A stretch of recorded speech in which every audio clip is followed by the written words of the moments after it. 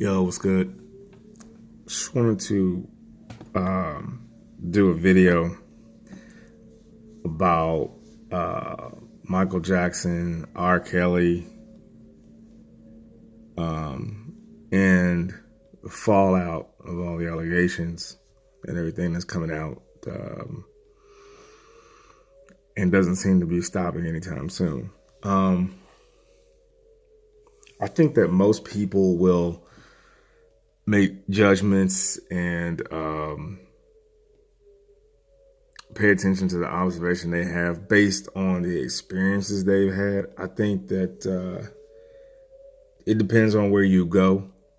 It depends on what someone has been through, where someone will respond a certain way to what is being said happened or whatnot. Mostly I'm saying that it kind of just depends on where you're coming from. It seems like how you feel about what's being said now. So Michael Jackson been dead 10 years. And the things that's being said about him happened 20 plus years ago if they did. Okay. R. Kelly, kind of the same thing. I mean, it's been 20 some years since he married Aaliyah, allegedly.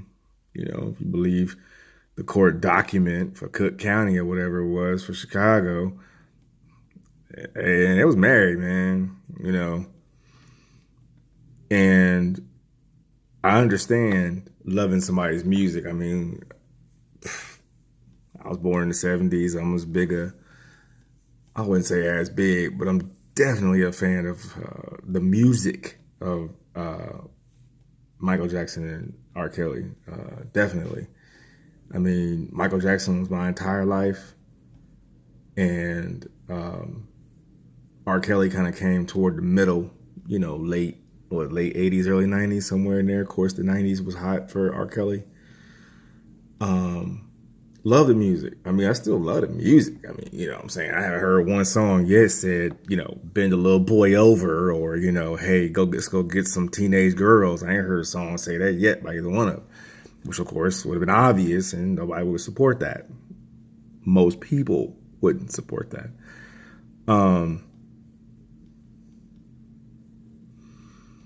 But like I said, though, most people kind of look at things from the experiences they've had or what they've been exposed to. And I kind of said that because, I don't know, so much irony. Like, for instance,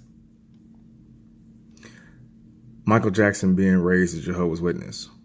Of course, if you've seen any of my videos or anything before, that's my background as well.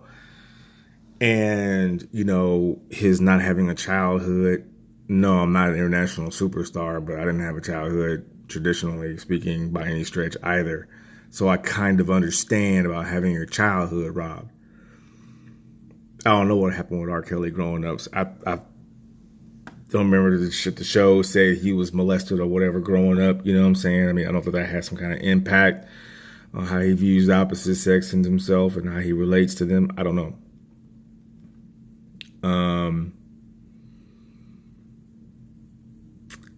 But if Michael Jackson had been molesting boys in his Kingdom Hall and was like actively still a Jehovah's Witness, you probably wouldn't know Michael Jackson, A. But B, which is way more critical and noteworthy, is that and it's not going to be a Jehovah's Witness rant. I don't have time for that. I don't feel like it anyway. But, if Michael Jackson had been molesting boys in a Kingdom Hall of Jehovah's Witnesses, you wouldn't have heard about it, even if you were just a local person. I mean, if Michael Jackson was molesting little boys in the Kingdom Hall in Los Angeles, California, or he was molesting little boys in the Kingdom Hall in Blytheville, Arkansas, it doesn't matter because Jehovah's Witnesses don't report child molestation to the authorities. I mean, there's ample proof on the internet of that. I don't even have to go off on that rant. I just find it ironic that somebody that was born and raised kind of in a religion that don't believe in reporting child molestation became, allegedly, if you don't believe these kids, they're now grown, a man, a pedophile of the highest order. I mean, let's be honest. I mean, you know, if you watch Leaving Neverland and you believe it, I mean, Mike was like dating these kids. He was like pitting them against each other. He was almost doing little boys like I see dudes do grown women, and the women allow it. But yeah, I mean, you know, the level of courtship, it was just grotesque with these little boys.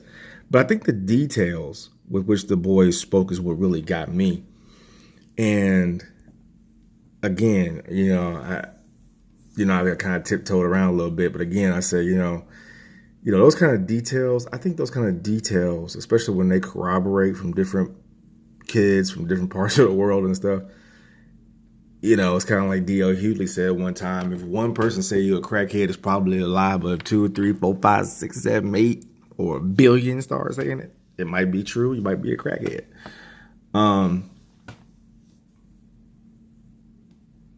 Yeah, I just, I have a tough time not believing people that come forward like that to the world to tell their side of a story and something that they alleging that they say happened. I mean, of course, I use the word alleged because I wasn't there.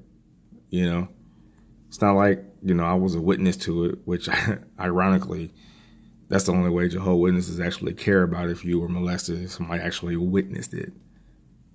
Like somebody got to be standing there. How does that happen? It's just weird.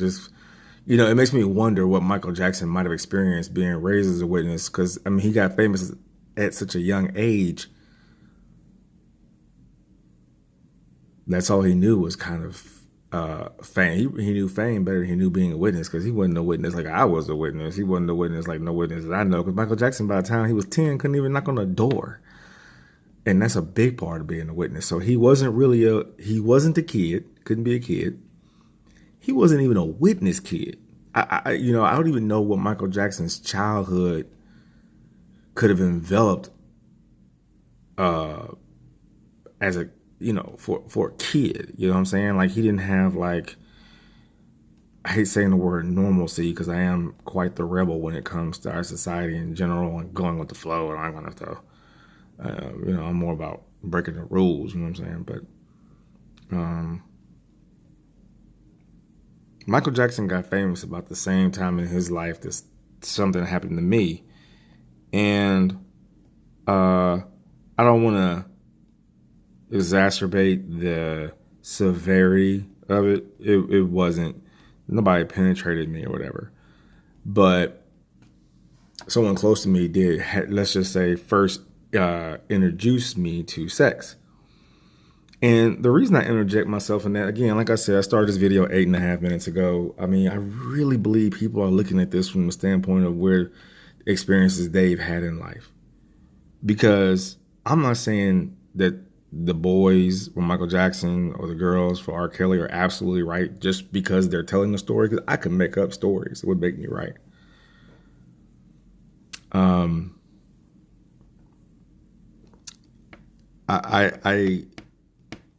I just feel like they wouldn't do it. I feel like they wouldn't just come forward and start making up stuff, embarrass themselves, embarrass their families. Their families are in on it. Everything really does add up. I mean, it's not like Michael wasn't weird.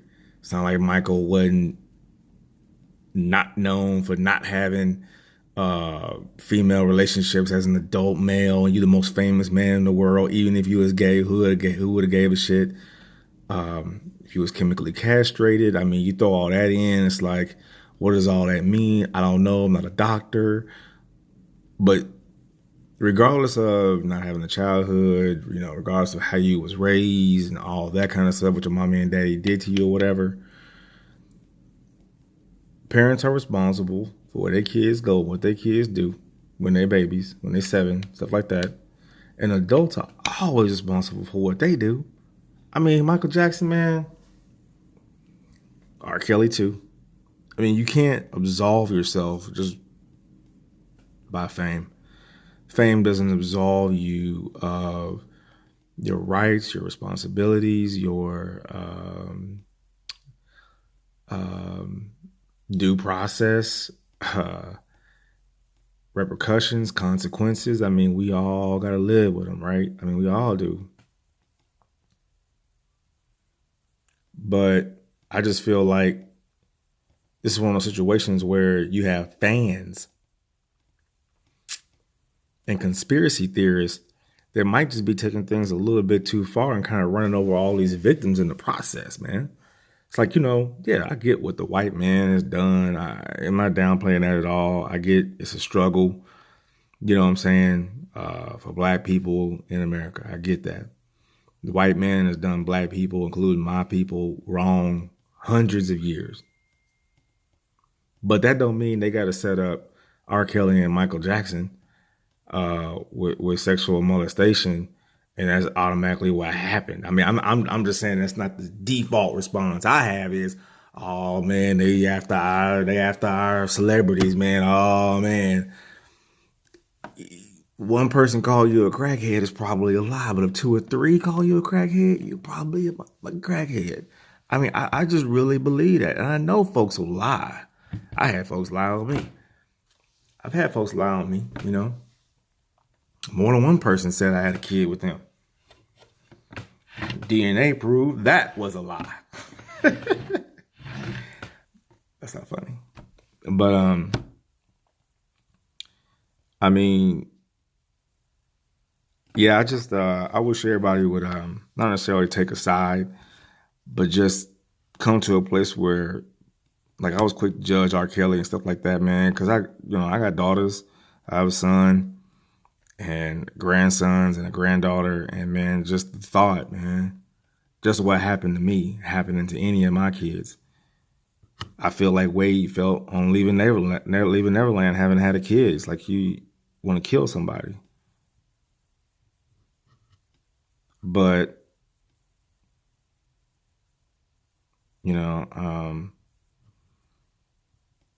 let's just be cognizant of the real players, the real people, the real children who got lost in the sauce, Michael included. I mean, you know what I'm saying? Because if anything can be taken from this, man,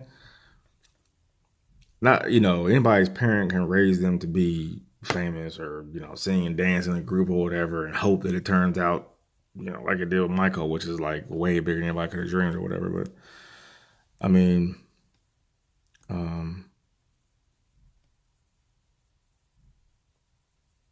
I don't know.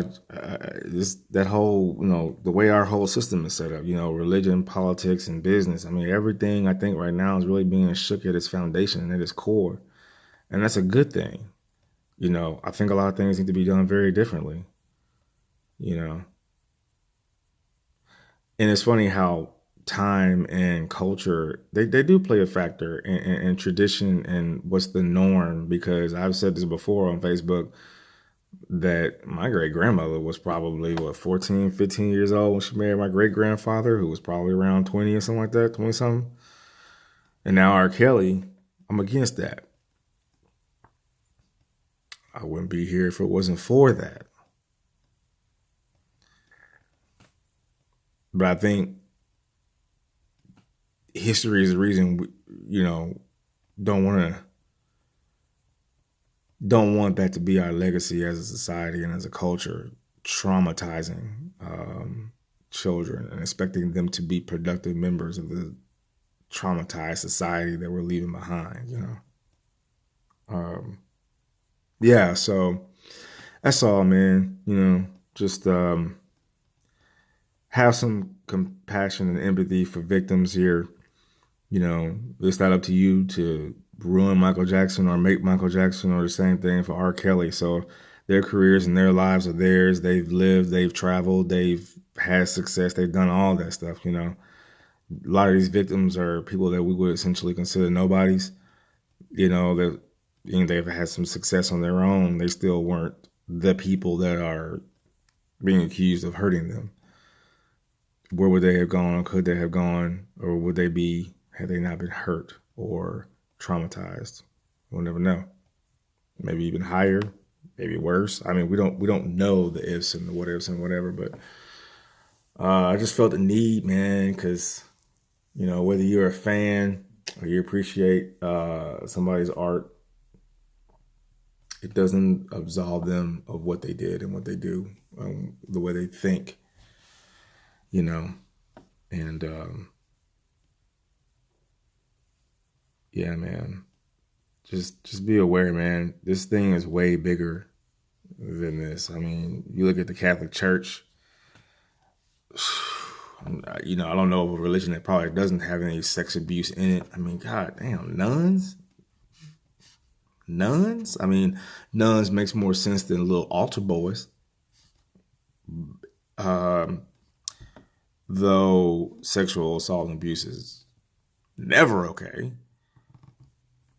At least they're women. And I mean, I'm just saying, like, I don't care if you're gay, but grown women is one thing. Altar boys is a completely grotesque other. So, I mean, it's everywhere, man, and I really feel like instead of pointing blame and looking for perpetrators and people to blame as a society, I think we should be more focused on, protection, prevention, and what do you call that?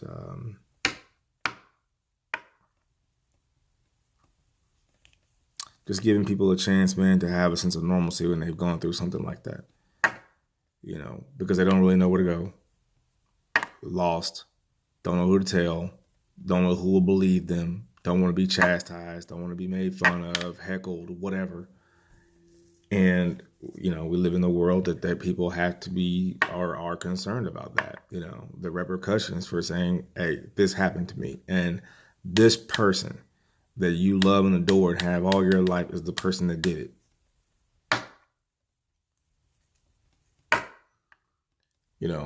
If it happened to you, if it happened to your kid, the conversation would not be the same as simple and cut and dry as, fuck Oprah or fuck Gail or whatever, man. You know what I'm saying? Like, it can't be that simple. It can't, because these are real people and it's really happening. If you took the Catholic Church out of it, never happened there. All other religions, it never happened there. There was no such thing as a Me Too movement, never happened in jobs and stuff like that. Then Michael Jackson and R. Kelly would be like, but you can't even act like it's that big of a shock, technically, because it might be a shock of who was being accused. But as far as the activity itself, man, we gotta go way back to Adam and Eve, when back at the beginning of time when incest was the thing. Had to be, if you believe Adam and Eve. I mean, incest had to be the thing. I mean, if you believe in the creation theory, it was Adam and Eve, their kids, and now we all here. So that makes us all related, which I believe we are anyway. But yeah, so compassion, empathy, mindfulness, awareness, gratitude,